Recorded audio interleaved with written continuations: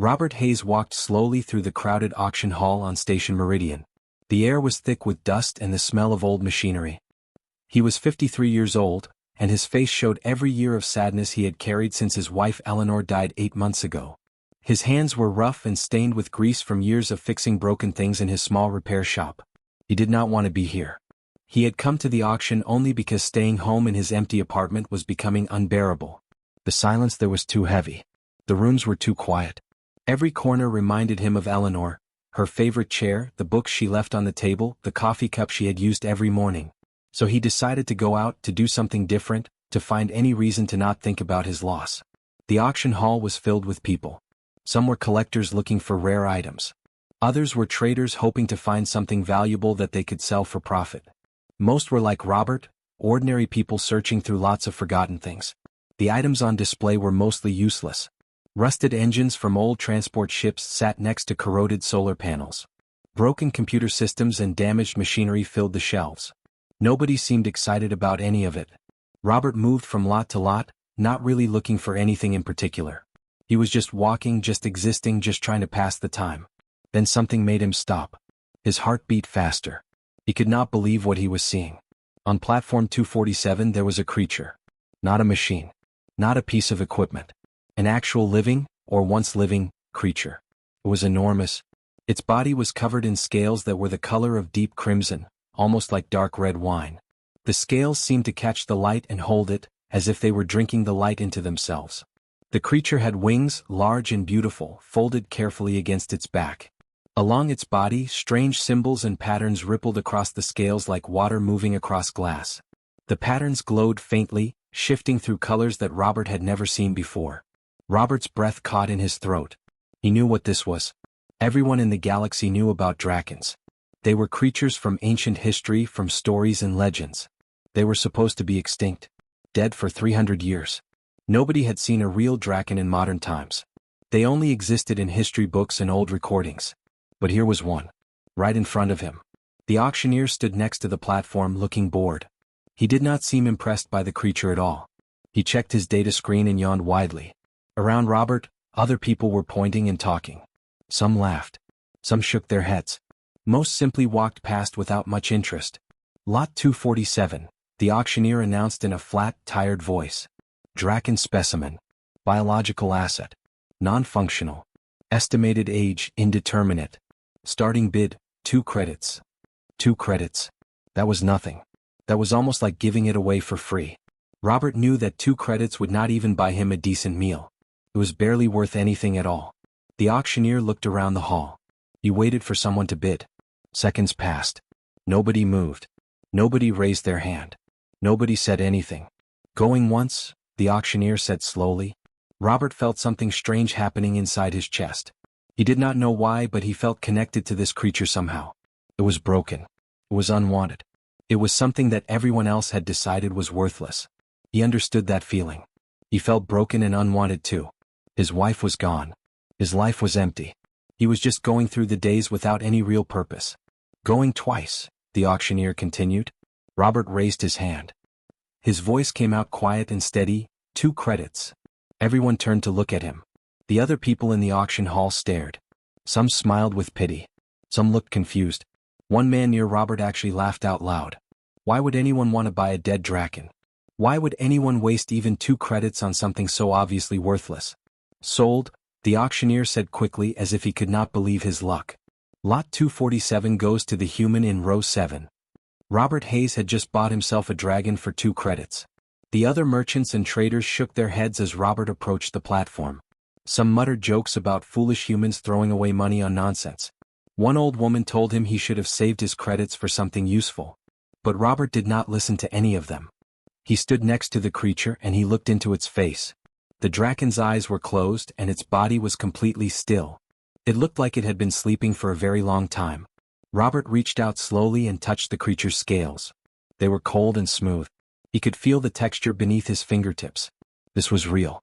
This was not a trick or a fake. This was an actual drakon and now it was his. He did not know what he was going to do with it. He did not have any plan.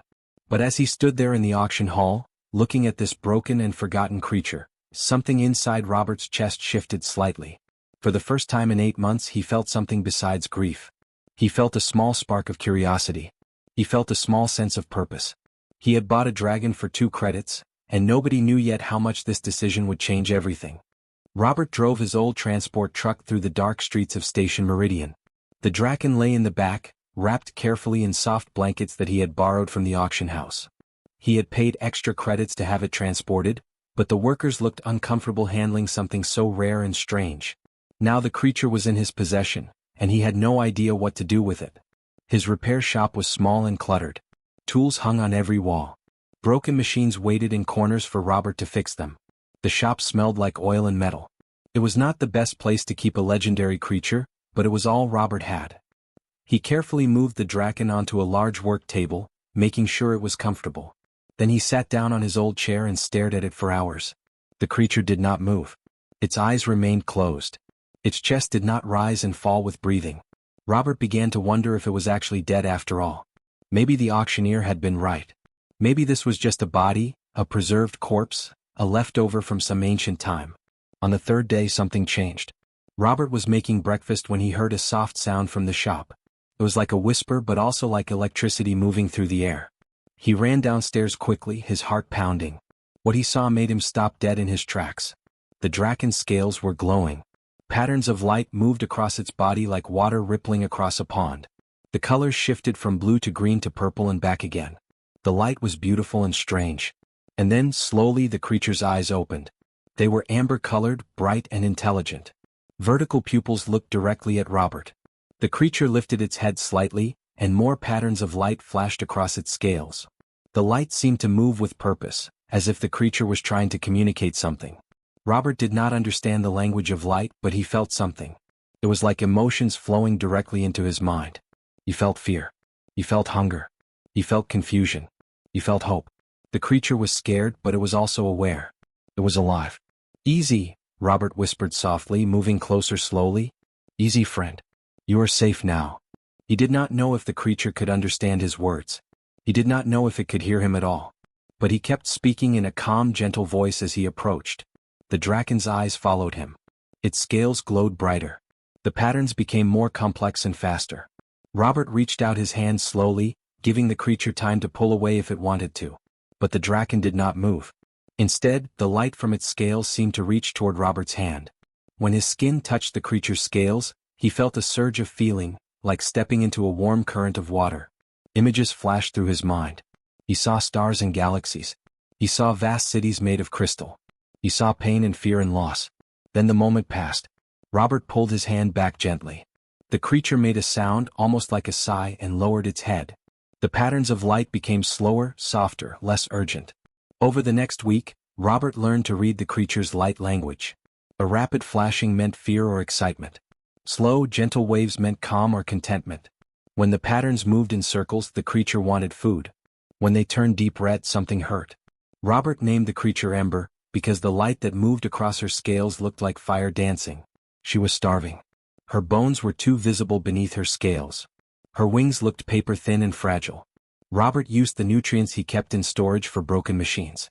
He mixed dried protein powder with water and minerals, creating a thick paste. He fed it to Ember by hand, spoon by spoon. At first she was too afraid to eat. But hunger eventually won and she began to accept the food. Day after day Robert fed her. He cleaned her scales with soft cloths. He spoke to her in quiet, gentle words, even though he was not sure she understood English. Through her patterns of light, Ember began to tell her story. She was the last draken alive. Her entire species had been hunted to extinction 300 years ago by the Valerian Empire. They wanted something called biocrystalline cores, special organs inside draken bodies that could power entire civilizations. Whole planets could be run on the energy from a single core. Ember had been captured when she was just a hatchling, a young creature barely able to fly. She had been sold from one collector to another, from one prison to another. She had been kept in small cages, studied by scientists and examined by traders. She had spent her whole life alone, trapped, waiting for something better that never came. Then she had been put in the auction with a price of just 2 credits, because the people running the auction did not even know what she was. They thought she was dead. They thought she was worthless. As Ember told her story through her patterns of light, Robert felt his own tears falling down his cheeks. He understood loss. He understood what it meant to be alone. He understood what it felt like to be forgotten and unwanted. But here was this creature, a living, breathing being, and Robert was the only one in the entire galaxy who cared about her. He was the only one who saw her value. He was the only one who gave her a second chance. One night, as Robert sat beside Ember, he felt her scales warm beneath his hand. The patterns of light on her body changed to a soft, gentle blue. It felt like gratitude. It felt like trust. It felt like friendship. For the first time since Eleanor died, Robert felt less alone. Robert was working on an old engine when the alert came through on his communication console. The sound was loud and sharp, cutting through the quiet of his workshop. His hands froze. He had never heard that particular alarm before. It meant something important. Something urgent. He walked over to the screen and read the message. His blood turned cold. Alert. Unauthorized biological specimen detected on Station Meridian. All citizens report immediately to authorities. Reward, 50,000 credits. The Valerian Empire demands immediate capture and transfer of specimen to Imperial custody. Someone had seen Ember. Robert's mind raced. He had only brought Ember to his shop 5 weeks ago. He had kept her hidden, away from windows, away from other people. He had been careful. But Station Meridian was a busy place. People came and went. Workers walked past his shop. Someone must have seen the glow of her scales through a window. Someone must have noticed something unusual. Within the hour, things began to happen very quickly. Robert watched from his shop window as the first hunter arrived. It was a woman named Catherine Vale, a bounty hunter known throughout the station for her ruthlessness. She walked down the street with 3 armed men behind her. They were checking every building, every shop, every corner. Robert's heart beat so hard he thought it might break through his chest. Then the military vessels came. 3 large ships took position in orbit above the station. Their weapons systems powered up. People in the streets started running. Panic began to spread. Robert looked at Ember. She was trembling. Her scales were flashing with colors he had never seen before. Dark reds mixed with angry yellows. The patterns moved frantically across her body. Robert could feel her fear through the telepathic connection they had developed. She was terrified. "We have to leave," Robert said quietly. "We have to go now." He had maybe 30 minutes before the bounty hunters reached his shop. He had no time to waste. Robert grabbed a large backpack and started throwing supplies into it. Water bottles. Food. The nutrient paste that Ember needed to eat. His personal records. A few credits that he kept hidden under the floorboards. Money would not last long, but it was all he had. Ember could not walk easily. Her legs were still weak from years of captivity. Robert fashioned a makeshift carrier from old blankets and metal frames, something sturdy enough to hold her weight but light enough that he could move with it. Gently, he helped her into the carrier, and she made soft sounds, patterns of light flickering across her scales. Robert could feel her trust in him even in her fear. His old transport ship sat in the back garage, a vehicle he had bought years ago. It was not in great condition. The engine had problems. The navigation system worked only sometimes. The shields were weak. But it was fast enough, and it was all he had. Robert loaded Ember carefully into the ship's cargo hold. He added the supplies, his tools, anything that might be useful. He left behind almost everything else. His shop. His home. His entire life on Station Meridian. None of it mattered anymore. He heard the sound of boots running down the street outside his shop just as he was sealing the cargo doors. The hunters had found him. But Robert was already moving to the pilot's seat. "Come on, old girl," he whispered to his ship. "We need to move." The engines rumbled to life. They sputtered a few times, threatening to fail, but then they caught and roared to power. Robert pushed the throttle forward as hard as it would go. The ship lifted off the ground, shaking and groaning with the effort. Below, he could see the bounty hunters looking up at the sky, weapons raised but useless. The military vessels in orbit were turning toward him, tracking his escape route. Robert piloted his ship with desperate skill, moving between buildings, using the tight spaces of the station to hide his vessel from the larger military craft. Then something unexpected happened. From the cargo hold, Ember sent out a pulse of energy. Robert felt it move through the ship like a wave. Suddenly, the navigation systems that had been broken for months began to work perfectly. The shields that were supposed to be weak flared to life, glowing bright blue. The engines, old and tired, suddenly ran with smooth efficiency. Robert realized what was happening. Ember was interfacing with the ship. She was using her abilities, whatever those abilities were, to improve the vessel. She was helping him escape. The ship jumped to hyperdrive speed. Station Meridian disappeared behind them in seconds. The outer rim stretched out before them, full of unexplored territory, dangerous asteroid fields, and places where the Valerian Empire's authority did not reach. Robert did not know where they were going. He did not have a plan. He only knew that they had to keep moving, had to keep running, had to stay ahead of the hunters who wanted to capture Ember and take her core. As the ship flew deeper into space, Robert climbed down to the cargo hold to check on Ember. She was glowing softly now, her patterns of light calm and steady. She had used a lot of energy to help him escape. Her scales were dimmer than usual. But when she saw Robert, the light grew brighter. He sat beside her in the hold of his flying ship, surrounded by the vast emptiness of space, and realized that everything had changed. He was no longer a lonely mechanic fixing broken machines in a small shop. He was now a fugitive. He was running from the most powerful government in the galaxy. And he was the protector of the last Draken alive. Robert reached out and touched Ember's scales. Through the telepathic connection he felt her emotions. Gratitude, fear, hope, and something that felt very much like love. "We will be okay," Robert promised her. "I will not let anything happen to you. I will protect you no matter what." Ember's patterns of light turned soft blue, and Robert knew she believed him. Robert's ship flew through empty space for 3 weeks. He had no destination in mind, only the need to keep moving, to stay away from the military vessels that were hunting him and Ember. The ship's systems remained strong because Ember was always connected to it, using her strange abilities to keep the engines running and the shields active. They stopped at small abandoned stations to gather supplies. Robert traded some of his tools and equipment for food and water. Nobody seemed to recognize him or Ember. Out here in the outer rim, people minded their own business. They did not ask questions. They did not report strangers to authorities. But Robert knew they could not hide forever. Eventually he would need to understand what was happening. He needed answers. He needed to know why the Valerian Empire wanted Ember so badly. He needed to know if there was any way to keep her safe permanently. That was when he saw the distress signal coming from an old space station called Archive 7. The station appeared on his scanner as just a blinking dot at first. It was ancient, built centuries ago, now abandoned and falling apart. Most of the hull was dark. Only a few sections still showed signs of power. The distress signal was weak, barely reaching across the distances of space. Robert should have ignored it. Could be a trap. It could be a way for hunters to catch him. But something made him investigate. He carefully approached the station, keeping Ember in the cargo hold in case he needed to leave quickly. Inside, the station was cold and dead. Dust floated in the air. The corridors were dark except for Robert's flashlight. His footsteps echoed on the metal floor as he searched for the source of the signal. He found it in the central archive room.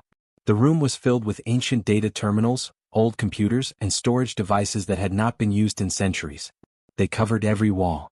A single terminal was still active, its screen glowing softly in the darkness. That was where the distress signal came from. Robert approached carefully and pressed a button. The terminal came to life with a holographic display. Ancient files began to scroll across the screen. He could see dates going back thousands of years. He saw pictures. He saw text in languages he did not recognize. But some of it was in Standard Galactic, the language everyone spoke. Robert started reading. What he found made him forget to breathe. The files told a story of ancient human civilization. Thousands of years ago, before the Valerian Empire existed, humans were part of a great alliance with other species. There were Drakens in that alliance.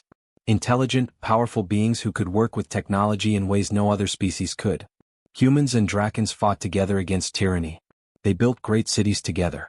They created wonders together. But then something happened. The Valerian Empire rose to power. They were brutal and ruthless. They wanted to control everything. They saw the Draken species as a threat. They saw the human alliance with Drakens as dangerous.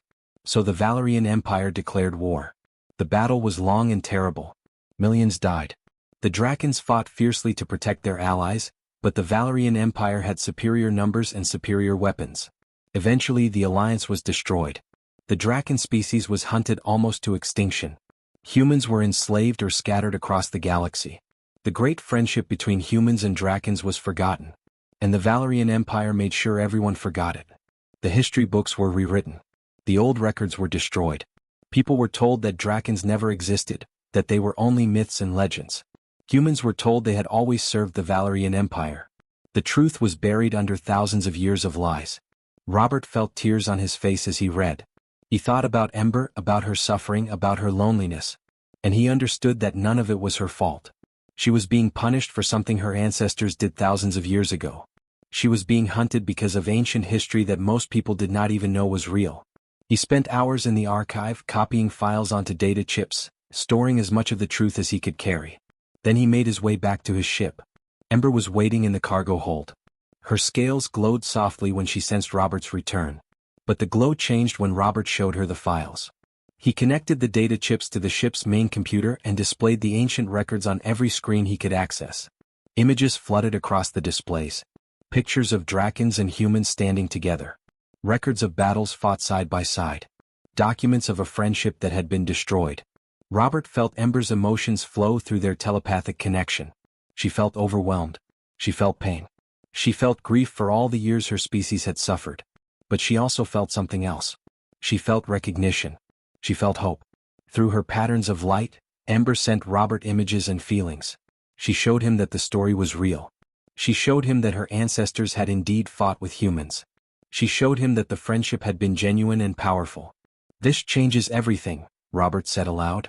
"If people know the truth, if they understand that humans and Drakons were allies, that we fought together, that we were friends, then maybe things could change. Maybe people would understand that you are not a weapon. You are a person. You deserve to exist." Ember's entire body glowed bright blue and gold. Her patterns of light moved in ways Robert had never seen before. They moved with purpose. They moved with determination. Robert realized something in that moment. They could not keep hiding. They could not keep running. The truth was too important. They had to find a way to share it with the galaxy. They had to find people who would listen. They had to find others who believed that the ancient friendship could be restored. Robert plotted a new course. Instead of running away, they would fly toward the rebel networks, toward the underground resistance movements, toward anyone who might listen to what he had discovered. The hunt for them would continue. The danger would only increase. But now Robert knew they were not just fighting for survival. They were fighting to restore a forgotten truth. And that changed everything. Robert's ship approached the rebel station with extreme caution. The underground network had been willing to meet with him after he sent them the ancient files. They had agreed to listen to his story. But Robert knew that trust was dangerous in these times. Anyone could be an informant for the Valerian Empire. Anyone could turn them in for credits. The rebel station was hidden inside an asteroid field, cloaked by sophisticated technology that made it nearly invisible to scanners. Only ships that knew the exact location could find it. Robert followed the coordinates carefully as he guided his vessel through the dangerous rocks. One wrong turn could crash them into an asteroid and destroy everything. Inside the station, hundreds of people waited. They came from different worlds, different species, different backgrounds. Some were human. Others were Zalthians with their blue skin and 4 arms. Some were Kathrani, insectoid creatures with compound eyes. All of them had one thing in common. They were fighting against the Valerian Empire's control. A woman named Helen approached Robert as he landed. She was tall and strong, with gray streaking through her dark hair. She had seen many battles. She carried the weight of leadership on her shoulders. "You have the Drakon," Helen said. It was not a question. "I have Ember," Robert replied. "And I have the truth about what happened to her species." Robert showed Helen and the other rebel leaders the files from Archive 7. He told them everything he had learned. He explained the ancient alliance between humans and Drakons. He showed them the evidence that the Valerian Empire had destroyed that friendship through violence and lies. The rebels listened carefully. Some nodded slowly. Others looked shocked. A few seemed skeptical at first. But as Robert continued to explain, and as they examined the ancient documents, more and more people began to understand. "This is incredible," Helen said quietly. "If this is true, if people across the galaxy knew this truth, everything could change. The Empire's power depends on people believing their official stories. If humans learn they were once allies with the Drakons, if they understand that the Empire lied to them for thousands of years, it could spark a revolution." Robert felt hope rising in his chest. Maybe they could do this. Maybe they could actually change things. "We will help you," Helen said. "We will spread this truth across every network we can reach. We will make sure the galaxy knows what really happened." Over the next month, the rebels worked to prepare. They gathered the ancient files. They created broadcasts designed to share the truth with as many people as possible. They contacted underground networks on 100 different worlds. They prepared for the moment when they would release everything to the public. But they needed something more powerful than just information. They needed proof that Drakons were real. They needed Ember to show the galaxy that she existed, that she was alive, that she was not a myth. Ember agreed to do this even though she was terrified. Robert could feel her fear through their telepathic connection. She had spent her entire life hiding, imprisoned, treated as a thing to be studied rather than a being to be respected. Now she would have to reveal herself to the entire galaxy. The day of the broadcast came. Robert stood next to Ember in the transmission chamber. She was glowing softly, her scales reflecting the light of the equipment around them. Millions of people across the galaxy were about to see her. Billions would eventually know she existed. Helen counted down, 5, 4, 3, 2, 1. Transmit. The broadcast went out across every frequency the rebels could access. It reached private communications networks. It broke through the Valerian Empire's information blockades. It spread to news stations and personal devices and military vessels. Everywhere in the galaxy, people suddenly stopped what they were doing and looked at their screens. And they saw Ember. They saw her scales glowing with brilliant colors. They saw her wings folded against her back. They saw her amber eyes, intelligent and alive. They heard Robert's voice explaining the truth about her species. They learned about the Ancient Alliance. They learned about the lies the Valerian Empire had told them. But then something happened that nobody expected. Ember did something extraordinary. Her biocrystalline core, the organ the Valerian Empire had hunted her species for, began to shine with incredible brightness. It was like a second sun being born inside her body. The light grew and grew until it was almost too bright to look at.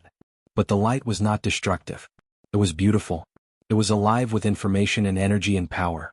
And through that light, Ember accessed something ancient and vast. She connected to technology that had been dormant for thousands of years. Ancient systems that humans and Drakons had built together in the long ago past. Systems that had been sleeping, waiting for a Drakon to awaken them. Across the galaxy, things began to happen. Old weapon systems powered down. Military stations that had been controlled by the Valerian Empire suddenly went quiet. Communication networks that had been restricted suddenly opened. Technology that should have been impossible to access suddenly became available. And then, in the transmission that was still going out to billions of people, Ember revealed the biggest shock of all. Through her connection to the ancient systems, she showed proof that she was not alone. There were other Drakons. Dozens of them. Hidden in stasis chambers on distant worlds. Protected and preserved in secret locations that the Valerian Empire never found. The Drakon species was not extinct. It was sleeping. And it had been waiting for thousands of years for humanity to prove itself worthy again. The shock rippled through the galaxy like a shockwave. In that single moment, everything changed. The balance of power shifted. The lies of the Valerian Empire were exposed. Humans and countless other species suddenly understood that they had been deceived for millennia. And they understood that their ancient friends, the Drakons, had never abandoned them. Robert felt Ember's emotions through their connection. She was exhausted from using so much power. But she was also filled with hope. For the first time in 300 years, she was not the last of her kind. She was the beginning of a new age. Within hours, the rebel forces launched their offensive against the Valerian Empire.